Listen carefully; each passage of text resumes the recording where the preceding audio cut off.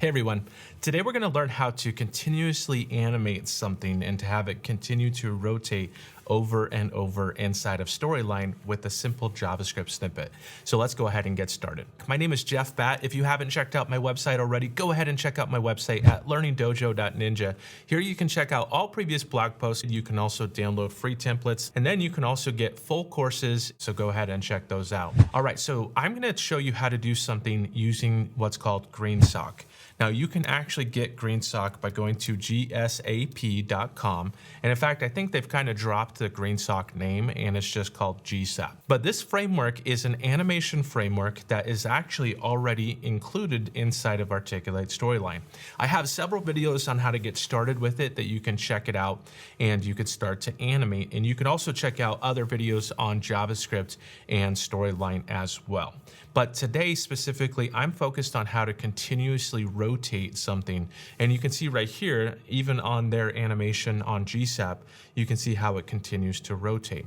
Now, you don't want to go overboard with an e-learning course, but you could do something like this with like gear icons that just enhance the course that you can't really do unless you hack Storyline and have something like in a layer or something that just loops over and over.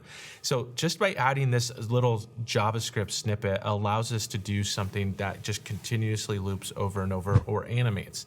So let's go ahead and go into my Storyline project. And this is a project file that I've used on my other videos as well, but I have a blank page. And I'm going to insert an image. Now, this is actually going to be a gear icon that is an SVG. Now, you can find icons at various different places, but the one that I like the most is called Icon Duck. They do have a limit on the number of icons that you can download, and I don't know if it's like per day or per week or something. I haven't figured that out, but it's a great source to get a bunch of icons. But you can also go to Icon Monster, and Monster spelled with a TR instead of TER, and that's a great place to grab some icons as well. So I have this one icon, and the nice thing about SVGs is I can pretty much just resize it and it doesn't get pixelated or anything like that. So we have this ready to go. But in order to talk to this, we actually need to give it an accessibility text. Now, there may be other ways that people can figure out on how to talk to a specific item inside a Storyline. This is the way that I have found and have used. So I'm going to actually right click on this, and then I'm going to go down to accessibility. So I'm just going to call it gear. Now, if you added on other stuff, you could add on other additional text. You don't have to just do one word. You can have whatever you want inside of that text. And so it doesn't take away the accessibility part of this image or this description. So keep that in mind. Just because I'm using one word doesn't mean that you can't use the rest of it. Just whatever you type in there, if it's several words, you have to make sure it matches, and I'll show you where you have to place that. So let's go ahead and just hit close here. And I'm going to have this happen as soon as the page loads. When the event of when you want this to start is important. I want this to start as soon as the page loads. So I'm going to go ahead and add a trigger.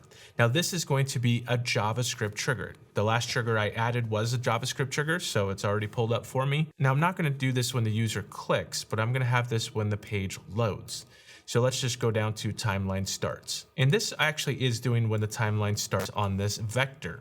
And you could do that, or I'm going to just have it on slide just in case I move this down the timeline or something. But all right, so as soon as the timeline starts, it's going to go ahead and trigger this JavaScript. Well, what's the JavaScript? I'm going to go ahead and copy the JavaScript here, and I'm going to paste this, and then I'm going to describe what's going on here. All right, so there is my code, and inside of these quotes is where I would place whatever I've typed in. So if like this is a gear and it has several words, you can do that. I don't want people to think that you can't use the accessibility text normally if you do something like this. So this is the first line. We're basically grabbing the circle, or in this case, I think we can just call it gear, but make sure you change it in both spots here. So we're grabbing the gear and we're naming it something called gear, which then allows us to add on the code, the actual code for GreenSock or GSAP.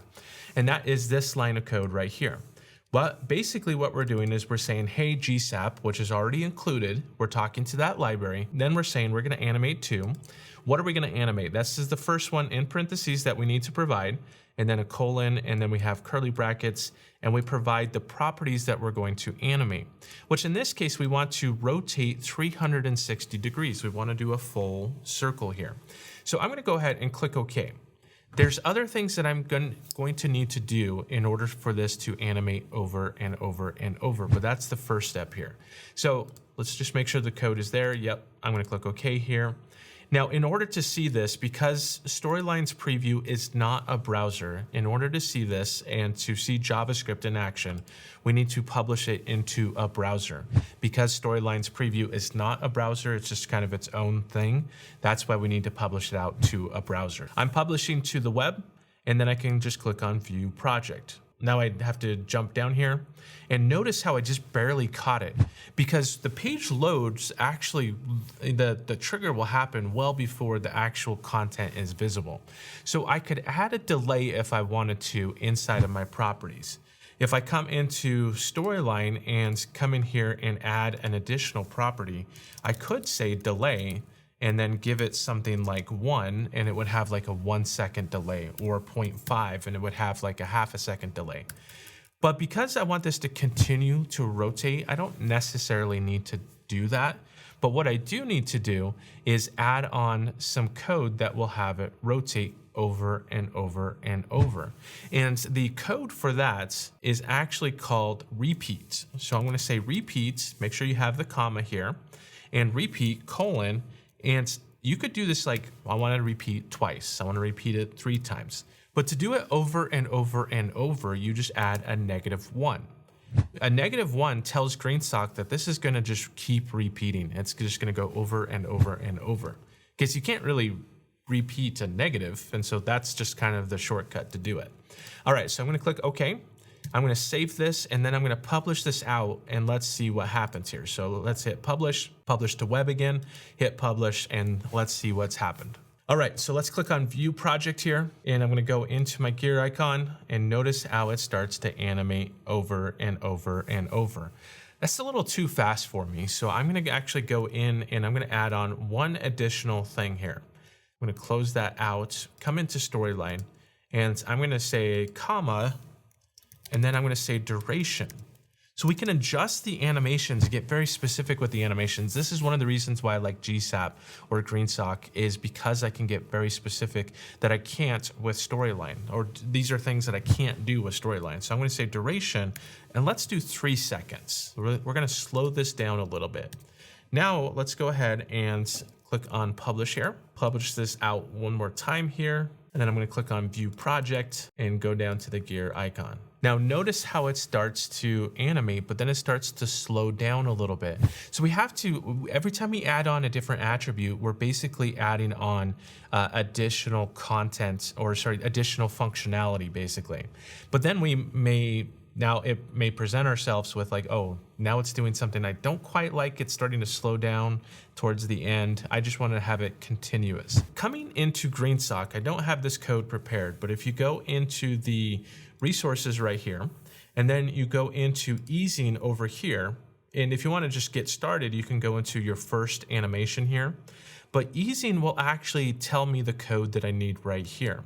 I need to remove the easing, because easing is basically, notice here how it's linear. It's going to show the same speed the entire time, but here will actually bounce and it will start to slow down at the end. So the last thing I need to do to really make this work is grab this easing, and I'm just going to grab the comma over, and I'm going to apply none to the easing. That way it's just consistent the entire time. If I come in here and just paste that right there, you could type this out, but I just wanted to copy and paste. And so I have comma ease, and then I'm giving it a value in quotes of none. Now by doing that little line of code, which is a property, now I can publish this out, and it should stay consistent the entire time. As it starts to, or once it starts to preview, it should just run smoothly the entire time here. All right, so let's click on View Project, and now let's go into the gear. and you can see that it just consistently goes the entire time.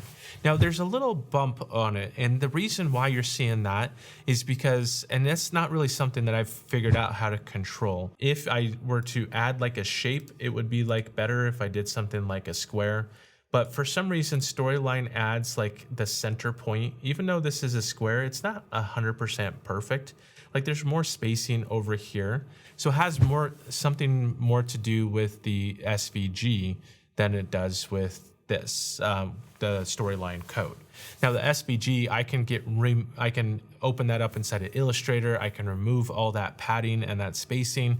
And if I do that, then it would work a little bit better and I would have a lot smoother and it wouldn't have that kind of like little bump on the side there. Now I'm not going to cover that today, but it is something, if you know Illustrator and you want to get rid of all the spacing there, it would help with that kind of animation and rotation. So it just depends on your image. Hopefully this was helpful for you. Hopefully you can see that you continuously rotate and animate something using a simple little JavaScript snippet using GreenSock. If you want to check out more, again, check out the tutorials on GreenSock and Storyline. I have a lot more tutorials on that, but also head on over to my YouTube channel, click that like button on this video, subscribe to my channel, and hit the bell notification so you get notified of all future videos as they come out. That really helps my channel, allows me to continue to create these free videos for you to help you improve your Storyline, your e-learning development skills, and so forth. And also, what else do you want to know? If you want to have a specific JavaScript trigger that you're trying to do, if you're looking at a specific type of program to bring it into Storyline, let me know down below. Head on over to my YouTube channel and comment on my YouTube. That really helps out my channel as well. But that's all I have for today. So thanks everyone, and I'll see you next time.